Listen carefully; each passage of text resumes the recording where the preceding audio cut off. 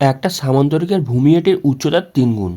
যদি এটির ক্ষেত্রফল এত বর্গ সেন্টিমিটার হয় তাহলে উচ্চতার ভূমির দৈর্ঘ্য নির্ণয় করো। এখানে বেসিক্যালি একখানা সামান্তরিক আছে, যে সামান্তরিকের ক্ষেত্রে বলে দিয়েছে ভূমি এটির উচ্চতার 3 গুণ। ঠিক আছে, সেক্ষেত্রে আমি হাইটটাকে এইচ ধরে নিচ্ছি, তাহলে ভূমিটা কত হবে? ভূমিটা হচ্ছে 3h। কী বলেছে? ভূমি এটির উচ্চতার 3 গুণ, সেক্ষেত্রে হাইটটাকে যদি এইচ ধরি ভূমিটা কত হবে? 3h। আচ্ছা, একটা সামান্তরিকের ক্ষেত্রফলের ফর্মুলা কি? ভূমি ইন্টু উচ্চতা। সেক্ষেত্রে দেখো ভূমিটা কত? 3h, আর উচ্চতাটা কত? h, আর সেটার ভ্যালু কত বলে দিয়েছে এখানে? 1083 বলে দিয়েছে। সেক্ষেত্রে আমি এইচের ভ্যালুটা পেয়ে যাব। যদি 3 দিয়ে কাটি সেক্ষেত্রে দেখো 3 3 9, 3 6 18, 3 1 3। সেক্ষেত্রে তোমার এইচের স্কোয়ার বেরিয়ে যাচ্ছে এইটা, তাই তো? এইচ। তাহলে এখানে এইচের ভ্যালুটা কত হচ্ছে? 19। এইচ হয়েছে কত? 19। সেক্ষেত্রে 3h-এর মানটা কত হবে? 3h-এর মান হয়েছে তোমার কত? এখানে 3 19 57, 3 দিয়ে গুণ করে দিচ্ছি 57। এটা কোথায় আছে দেখো, সেটাই তোমার অ্যান্সার। এটা দেখো অপশান সিতে আছে, অপশান সি কারেক্ট অ্যান্সার। যদি এই সংখ্যাটাকে 9 দ্বারা ভাগ করা হয় তাহলে ভাগশেষ কত হয়? এখানে বোঝার চেষ্টা করো। 6 8 3 9 4 2 4। 9 দ্বারা ডিভিজিবলের নিয়মটা কি? সব কটা সংখ্যার ডিজিট সাম করার পরে সেটাকে 9 দিয়ে ভাগ করতে হবে। যদি ভাগ করলে মিলে যায় সেক্ষেত্রে ডিভিজিবল, না মিললে ডিভিজিবল নয়।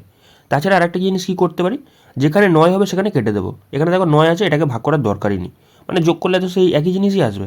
এখানে 6 আর 3 এদের দুজনে মিলে 9 তৈরি করছে, এটাকেও দেখতে লাগছে না। এখানে দেখো 8 আছে, 8 4 কত? 12, 12 আর 2 12 আর 2 হয়ে যাচ্ছে 14, 14 আর 4 হয়ে যাচ্ছে 18। যদি তুমি 18কে 9 দিয়ে ভাগ করো সেক্ষেত্রেও 9 দুগুণে 18। এখানে কত ভাগশেষ পড়ে আছে? ভাগশেষ 0 পড়ে আছে। তার মানে এই সংখ্যাটাকে যদি 9 দ্বারা ভাগ করা হয় সেক্ষেত্রে পুরোপুরি মিলে যাবে, এখানে কোনো ভাগশেষ থাকবে না। সেক্ষেত্রে option B correct answer, 0 remainder পড়ে থাকবে। 7টি সংখ্যার গড় 75, যদি একটি সংখ্যাকে বাদ দেওয়া হয় গড় একই থাকে, তবে বাদ দেওয়া সংখ্যাটি নির্ণয় করো। এখানে বোঝার চেষ্টা করো, যদি আমি সেই সংখ্যাটা থেকে 75ই বিয়োগ করি সেক্ষেত্রে তার গড়ে কোনো পরিবর্তন হবে না। সেক্ষেত্রে সংখ্যাটা কত? 75। তার মানে এখানে অপশান ডি কারেক্ট অ্যান্সার।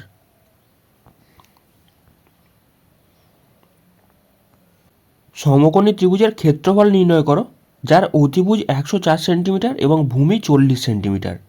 এখানে একটা সমকোণী ত্রিভুজ আছে, ঠিক আছে? সমকোণী ত্রিভুজের ক্ষেত্রে কি বলেছে? অতিভুজটা 104, অতিভুজ 104, ভূমিটা বলেছে 40। তাহলে লম্বটা কীভাবে বার করব? বেসিক্যালি বোঝার চেষ্টা করো। রুট ওভারের মধ্যে এখানে অতিভুজের স্কোয়ার মাইনাস ভূমির স্কোয়ার, সেখান থেকে আমি বেসিক্যালি লম্বটা পেয়ে যাব, বুঝতে পারছো? সেক্ষেত্রে দেখো এখানে দেখো এ স্কোয়ার মাইনাস বি স্কোয়ার এই ফর্মুলায় পড়ে গেছে, মানে এখানে 104 প্লাস 40 দুটোকে যোগ করলে কত হচ্ছে? 144। আর এই দুটোকে বিয়োগ করলে কত চলে আসছে? 64 চলে আসছে, বুঝতে পারছো? এটাকে রুট করা হচ্ছে। সেক্ষেত্রে 12 12 144, আর এখানে হয়ে যাচ্ছে 28 64। তাহলে এখানে কত যাচ্ছে? 8 12 96। বেসিক্যালি এখানে তোমার এই লম্বটা কত হচ্ছে? 96। আমাকে কি জিজ্ঞাসা করেছে?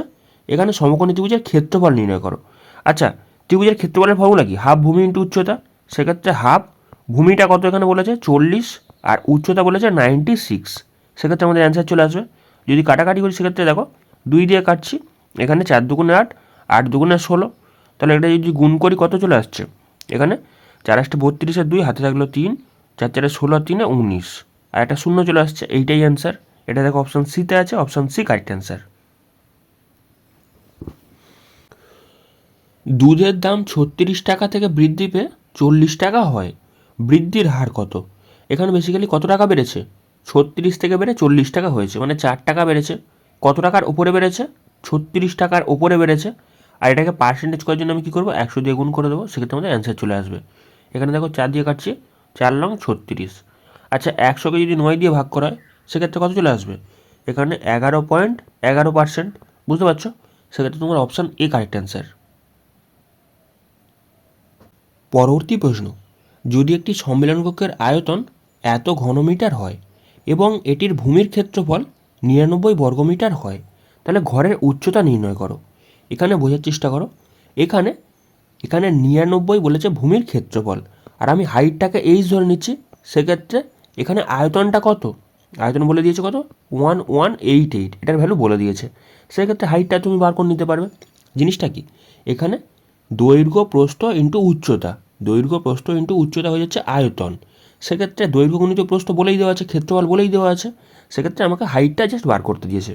যদি কাটাকাটি করি সেক্ষেত্রে দেখো এখানে 9×11 = 99, এখানে 11×1 = 11, দুটো সংখ্যা নেওয়ার জন্য 0, 8×11 = 88। আর যদি 9 দিয়ে কাটি, 9×1 = 9, 9×2 = 18। তাহলে এখানে হাইটটা কত হয়ে যাচ্ছে, 12 মিটার। এটা দেখো অপশান বিতে আছে, অপশান বি কারেক্ট অ্যান্সার। পরবর্তী প্রশ্ন, একটা বাক্সে 40টি চকলেট আছে, যার মধ্যে 34টি চকলেট সুনীল খেয়ে নেয়। বাক্সে অবশিষ্ট চকলেটের শতাংশ নির্ণয় করো। টোটাল 40টা ছিল, তার মধ্যে থেকে 34টা খেয়ে নিয়েছে। কতগুলো পড়ে আছে, 6টা পড়ে আছে। কতগুলোর মধ্যে, 40টার মধ্যে। আর এটাকে পার্সেন্টেজ করার জন্য আমি কী করবো, 100 দিয়ে গুণ করে দেবো। সেক্ষেত্রে আমাদের অ্যান্সার চলে আসবে। একটা শূন্য কেটে যাচ্ছে। এখানে দেখো 2 দুগুণে 4, 3 দুগুণে 6, 2 যদি কাটি 5 দুগুণে 10। সেক্ষেত্রে 3 5 15, 15% এখনও পড়ে আছে। Option A correct answer. পরবর্তী প্রশ্ন, বার্ষিক 10% হারে 2 বছরে কোনো মূলধনের উপর সরল সুদ এবং চক্রবৃদ্ধি সুদের মধ্যে অন্তর বলেছে 523 টাকা। বিনিয়োগ করা মূলধনের পরিমাণ কত? এটা বার করার জন্য একটা ফর্মুলা আছে, সাম ইজিক্যাল টু ডিফারেন্স গুণিত 100 / রেট অফ ইন্টারেস্ট এর স্কোয়ার। সেক্ষেত্রে এখানে ডিফারেন্স কত, এখানে 523 টাকার ডিফারেন্স। আর এখানে 100/r। আচ্ছা, রেট অফ ইন্টারেস্ট কত এখানে বলেছে, 10% বলেছে। সেক্ষেত্রে তলায় চলে আসছে 10, এটা আরও একবার আসবে, স্কোয়ার আছে। সেক্ষেত্রে 100/10 চলে আসছে। এই তলার দুখানা শূন্য, ওপরের দুখানা শূন্য কেটে যাচ্ছে। সেক্ষেত্রে অ্যান্সার কত হচ্ছে, 52300। এইটাই তোমার অ্যান্সার। এটা থেকে অপশান এতে আছে, অপশান এ কারেক্ট অ্যান্সার। আচ্ছা, তুমি এটাকে আর কীভাবে করতে পারো, এখানে তুমি বেসিক্যালি এফেক্টিভ রেট বার করে নেবে। 10% হারে যদি তোমাকে বলা হয় 2 বছরের এফেক্টিভ রেট কত হবে, সেক্ষেত্রে 20% হয়ে যাচ্ছে। আর যদি 10% হারে 2 বছরের এফেক্টিভ রেট বার করতে দেয়, মানে তোমার কম্পাউন্ড ইন্টারেস্ট হিসেবে, সেক্ষেত্রে কী করবে, 10 + 10 + 10 গুণিত 10 / 100, মানে a + b + ab/100, এই ফর্মুলা অ্যাপ্লাই করেছি। সেক্ষেত্রে এখানে দেখো দুখানা শূন্য কেটে যাচ্ছে, মানে এখানে 10 10 1, মানে 21 হয়ে যাচ্ছে। বুঝতে পারছো, 21%। এখানে তোমার বেসিক্যালি 20%, আর এখানে বেসিক্যালি 21%। ডিফারেন্স কত, 1%-এর। এই 1%-এর ভ্যালু কত বলে দিয়েছে এখানে, এখানে বলে দিয়েছে 523 টাকা। তাহলে এখানে 100%-এর ভ্যালু জিজ্ঞাসা করেছে, তাহলে অ্যান্সার কত চলে আসবে, 52300। এটা দেখো কোথায় আছে, অপশান এতে আছে, অপশান এ কারেক্ট অ্যান্সার।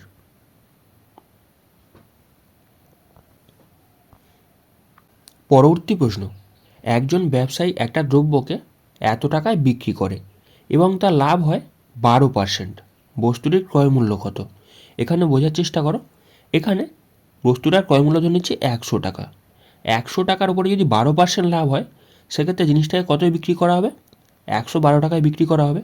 এখানে বেসিক্যালি এই 112-র ভ্যালুটাই বলে দেওয়া আছে কত, এখানে 336। আর জিজ্ঞাসা করেছে আমাকে 100%-এর ভ্যালু কত। সেক্ষেত্রে যদি আমি কাটাকাটি করি, আমাদের অ্যান্সার চলে আসবে। যদি কাটি দেখো এখানে বেসিক্যালি এটা 3 দিয়ে কেটে যাচ্ছে, তাই তো? তাহলে এখানে 300 টাকা অ্যান্সার হয়ে যাচ্ছে। তাহলে এখানে অপশান এ কারেক্ট অ্যান্সার। বুঝতে পারছো?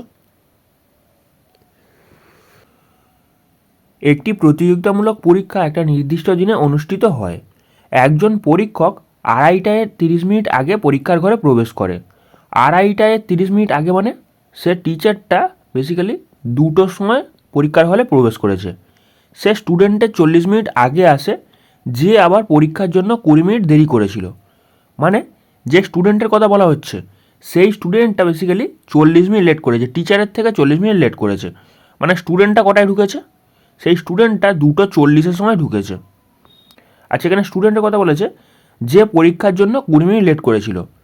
পরীক্ষার জন্য এই স্টুডেন্টটা 20 মিনিট লেট করেছিল, মানে এখানে 2:40 থেকে আমি যদি 20 মিনিট বিয়োগ করে দিই, সেক্ষেত্রে কত চলে আসছে, এখানে 2:20। মানে 2:20 সময় পরীক্ষাটা শুরু হয়েছিল। 2:20 সময় পরীক্ষাটা শুরু হয়েছিল। Option B correct answer.